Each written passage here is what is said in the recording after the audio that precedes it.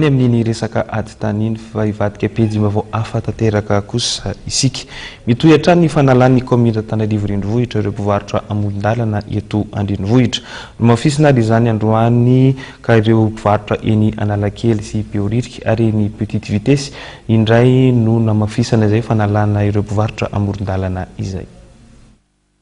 Namoaka ordre de mission an'ny police municipale androany filolevitra voalohany tanàna Antananarivo renivohitra hanamafisana ny fanalana ireo mpivarotra amoron-dalana eny Analakely, Behoririka ary petite vitesse. Raha tsy aivina nefa dia efa nanomboka tamin'ny fiandohan'ny volana janoary 2024 ity no nanomboka ny asa fanadiovana ny tanterahany teo anivon'ny kaominina Antananarivo renivohitra. Saingy hatreto mbola mitohy izany. Mbola tazana hita eny amoron-dalana ny sasasasany amin'ireo mpivarotra. Fanadiovana izay entina andaminana hatrany ny tanàna Antananarivo raha ny fanazavana ny entiny teo anivon'ny kaominina.